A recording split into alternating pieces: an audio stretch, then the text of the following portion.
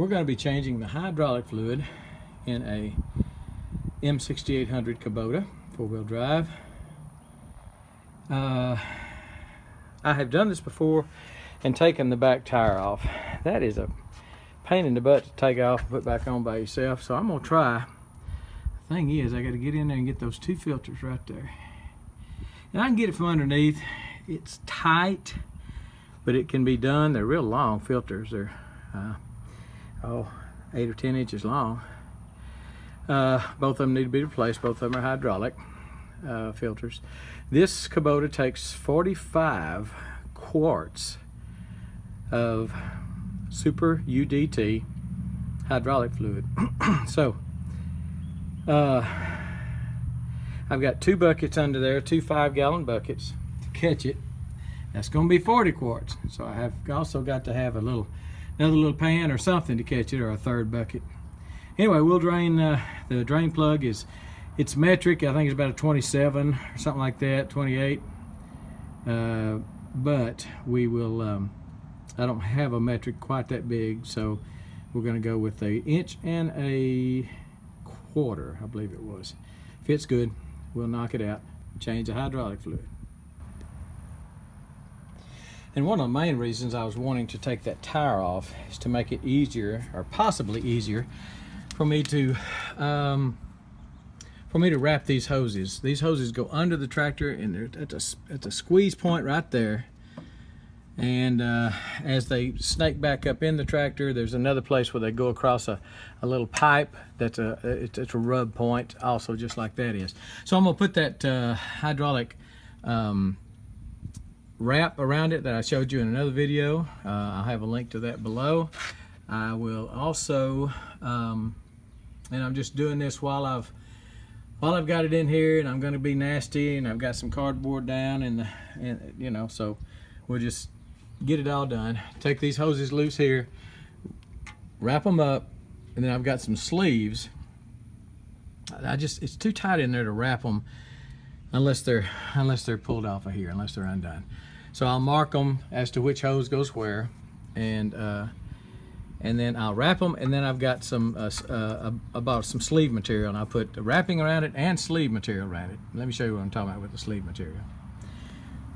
This hose came with the sleeve material on it. That's what I'm talking about. Just a little wrap, little keep it from the abrasions that come with rubbing and when rubber hoses move on metal. Well, I'm about through. I didn't video much of it because it just pretty much kicked my butt. Not the changing of the fluid. The filters, like I say, a little hard to get to. I got to them from underneath. Did not have to pull the tire off, so I moved all my cribbing.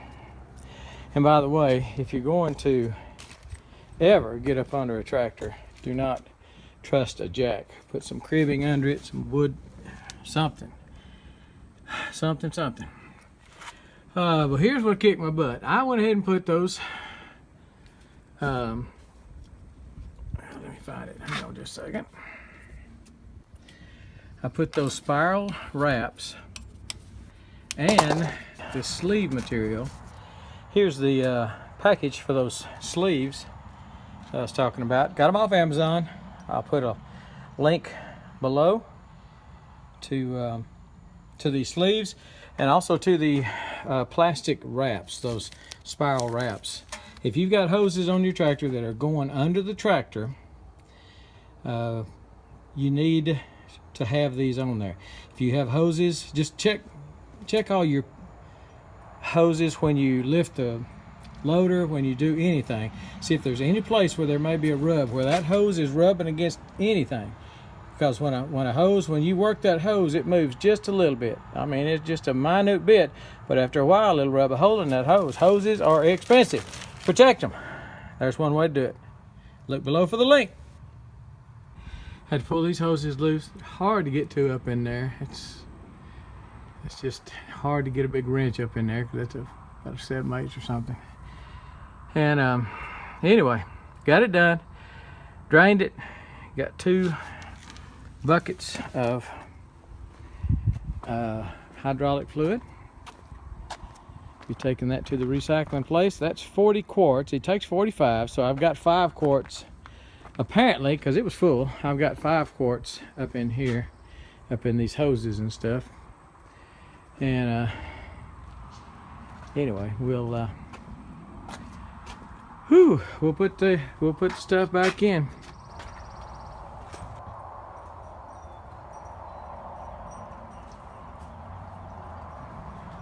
Let me also give you a little tip.